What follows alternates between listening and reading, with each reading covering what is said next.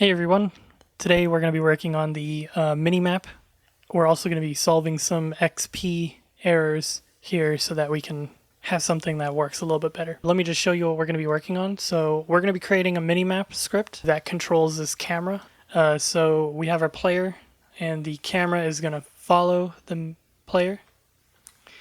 You can see that we have a little indicator here for the player's forward direction, as well as a little north indicator. So these can actually change based on what you actually want to do.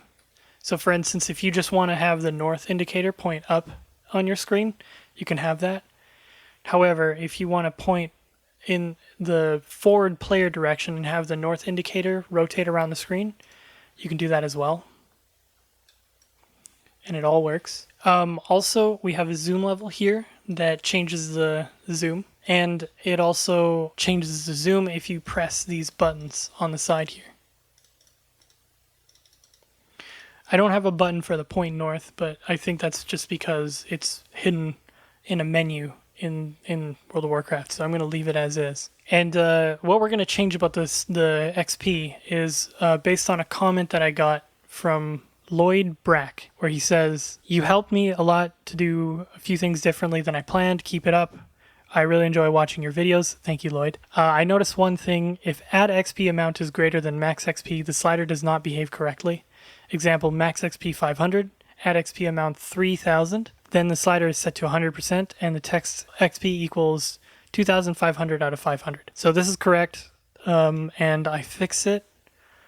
The other thing that he didn't actually point out there is that if you do that, it actually only increases your level once, and it doesn't increase your level the amount of times that it needs to. So let's use his example and go from XP amount 3000. So we should expect to gain 6 levels. And yeah, we have. So now that we've solved that, it should be working a lot better overall. This was a bit of an oversight on my part, but I'm very glad Lloyd caught this for me so that I could fix it and tell you guys. And now that that's out of the way, I have actually set up a Ko-Fi coffee, I guess is what it's called, where you guys can buy me a coffee if you want to support my channel and the work that I do. The link is down in the description, but it's basically just ko-fi.com/supertrooper, and there's a hashtag, I guess, at the end. And, you know, you can donate what you want. I believe this is something like a Patreon page, but I'm just going to have to spend a little bit of time to sort of look into what's actually available here. But if you want to donate to me, you can do that. It supports PayPal and a bunch of other things. So yeah, but I just want you guys to know, I realize that we're in sort of tough times with the whole virus thing, and I want to make sure that if you feel like you don't have the ability to support me in this way, or you know, if you still have the desire to, don't worry about it. You don't have to donate to me, and if you really want to support me, you know, just like the video and subscribe to my channel. With that all out of the way, let's actually get into the video. Alright, so let's quickly begin by expanding our screen again, just so that it fits where we need it to. And I'm going to focus on the player because we're going to be creating our mini-map here. So let's copy the component, the player's transform. Let's create a new empty. Let's paste component values. Let's call this mini-map. Then inside the mini-map, let's create a new camera. Call this one mini-map cam. And we're going to do a couple things. So first of all, let's rotate it on the x-axis by 90 degrees. Then let's raise it on the y-axis, I guess. Yeah, y-axis by like 10. And let's change the projection method to perspective, from perspective to orthographic. So this is going to give us a sort of even view. We can increase the height of this actually quite a bit. So I'm just going to go 20, maybe. We might have to make some changes to that, like if we're in caves or something like that, but for now this should be fine. Okay, so next what we want to do is we want to set up a render texture. So let's go here, we'll create a new render texture. We'll call this one mini map, and this one will be here. So let's drop this here. All of this is fine. I'm not really going to change too much of this. And yeah, that should be it for now of all this. So let's create inside the canvas, let's create a UI, go with actually let's just create an empty for now. We'll call this one mini map. Let's focus on that and set it back to orthographic so we can see what's going on. So here I actually want to anchor this to the corner, much like we did with the character info. Let's hold Shift and Alt and just click the corner here. And I'm going to adjust the position to -15 and -15. And then I'm going to change the width and the height to 150 by 150. Next, let's create a new UI raw image. We'll just set this to fit. And inside this one, I'm going to drop the mini-map, and you can see we now have our mini-map here. All right, so that's the extent of what we're going to do here for now. We're going to work on the actual game object for a bit. So let's start by creating a mini-map script, yeah, and adding that. Then let's open it up. And in here, we're going to do a couple things. So first, just get rid of all the green. And then I'm going to create a reference to the player. So this one's going to be a transform player, and we're going to go to start, and we're going to say player is equal to find object of type player controls dot transform. And then what we want to do is we want to follow the position of the player. So what we're going to do is we're going to go transform dot position is equal to player dot position. And if we have a look at what that's going to do, it's going to follow the player. Pretty simple. So next what we want to do is we want to set up the rotation so that we can point north or point in the player forward direction. And the way we're going to do that is by creating a new public bool point north.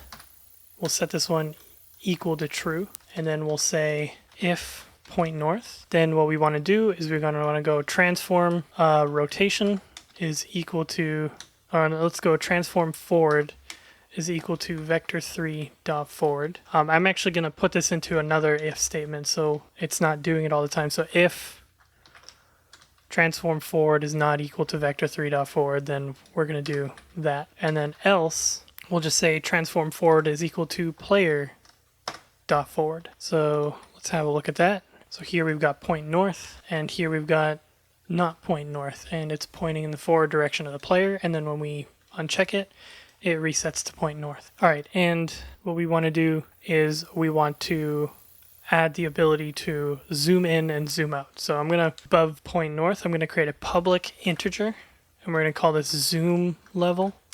We'll set it equal to 1 by default. And I already know that I want to clamp it, but I think, you should experiment with what you want to do. I do recommend clamping it, so I'm going to go range 1 and 5. Okay, so essentially what this slider value here, zoom level, is going to do is it's going to set of the, not the raw image, here we are, of the map cam, it's going to set the size. So if you see, I can change the size here, and it changes the sort of zoom level of the camera. Just going to leave it at 5 for now. And I want to manipulate that with this value here. So let's set that up to do so. And in order to do so, we're going to need a public reference to the camera. And we're going to call this map cam. And then down here at the bottom of update, we'll go if map cam dot orthographic size, because we're using orthographic, is not equal to zoom level times 5. We're using zoom level times 5 because I want the current zoom, which is 5, to be the base zoom level, and then I want to zoom out by 5 each time we zoom. And then I'm actually just going to copy this, bring this down here, and we'll just set it equal to. So there we go. And let's grab the mini map and drop the camera into the map cam reference. Now let's zoom out, and as you can see, we're zooming in, zooming out, and it's working. Now that all this is done, let's actually start setting it up so that we can control most of everything with the minimap here. So let's go to the raw image, and let's actually create a new UI image here. We'll set it to fit. We'll call this one map mask. What I'm going to do is I'm going to grab the circle sprite. We'll drop the raw image inside there, and we'll add a mask component so that we get this nice circular map going on here. And then I'm going to create a UI, another image, and I'll just leave this as a square actually. I'm just going to make it like black or something. And this is going to be our north pointer. So I'm actually just going to create another empty in here. We'll just call this one north. Drop the image in there, and let's make sure we're using the rect tool, and I'm just going to change the size. Make it like rectangular kind of. And bring this up to about here. And then the way we're going to manipulate this is by rotating the empty, the north empty. And we're going to rotate it on the z-axis so that it rotates around the image.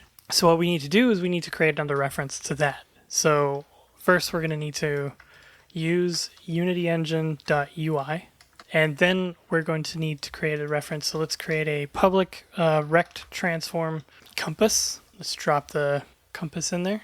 And then what I want to do is I want to set it up so that it's in here along with this. So compass.EulerAngles is equal to vector3.0.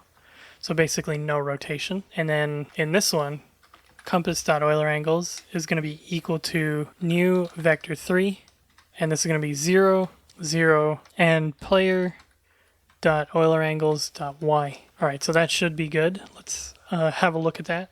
So let's uncheck point north. And as you can see, as we rotate the player, it is properly rotating to the direction that north is pointing. And then when we uncheck it, it snaps back to that position. All right, so next I want to actually do the same thing but for the player. And one of the things about the camera is, like, honestly, you can have your player there if you want, have like a little sort of like old school top-down Grand Theft Auto perspective.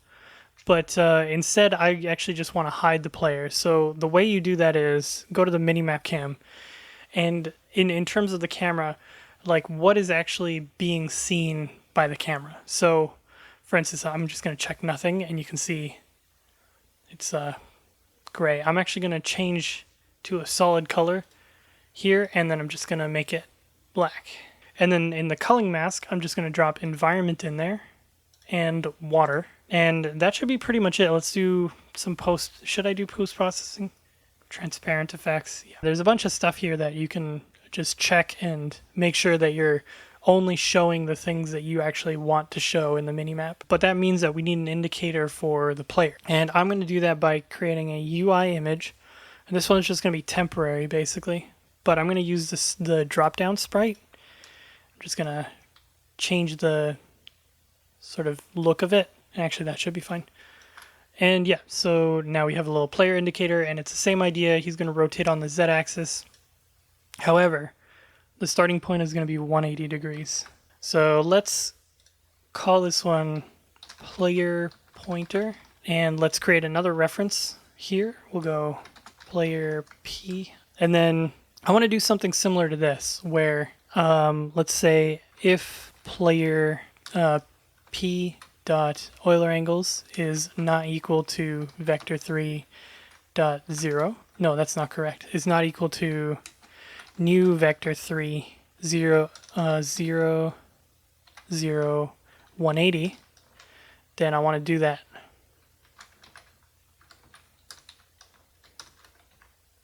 So we're doing that, and then in this one, it's going to be outside of this actually, and it's going to be 180. I believe minus player.EulerAngles.y. So let's take a look at that. Let's drop the player pointer in there, and yeah, now our player is pointing forward, and he's pointing northward. Excellent. So now that we have that working, let's actually finish up the zooming, because that's I think that's the final thing that we need to deal with. So on the minimap, let's create a UI panel this time. Actually, no, let's just create another empty, because that's basically all we need. And I'm going to center this to the right side. I'm actually going to shift this over. Pivot in the center, anchor on the right side. Let's change the width. And what I'm going to do here is let's call this one zoom buttons. And I'm going to create a UI button inside there. I want to change this to like 25 by 25. And the text inside there is going to be like a plus. We'll just make it so that it's best fit. I don't really care about having the text there, because I think later on I'm just going to use an icon with a plus and a minus on it rather than with a text.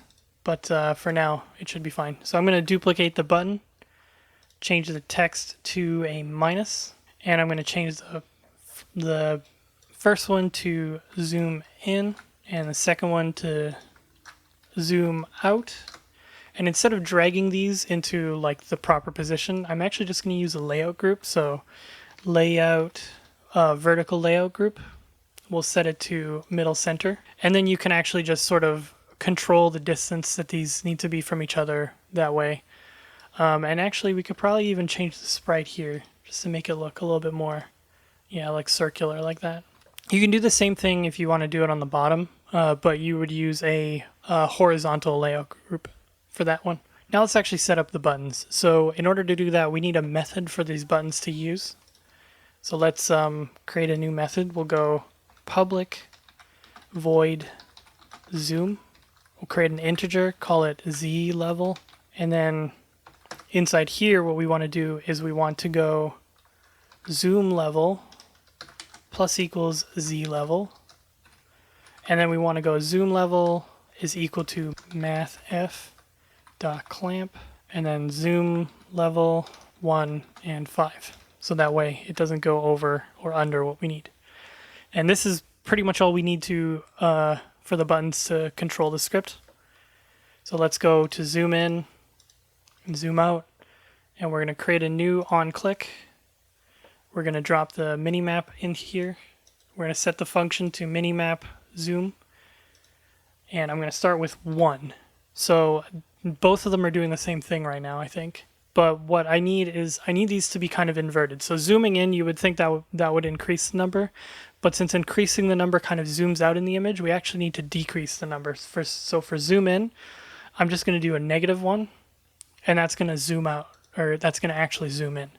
So now let's test this out just to make sure it's working properly. So I'm going to zoom out, and then I'm going to zoom in, and that's it. There's our mini map. I'm actually just going to really quickly change the color of the north pointer just so it stands out a bit more from the black background. Something like that should be fine. And that's basically our mini map. So our mini map is perfectly functional. Obviously it doesn't look great, but you know, that's something that you would have to work on artistically to make sure it looks amazing. Here's just the functionality of it, I guess.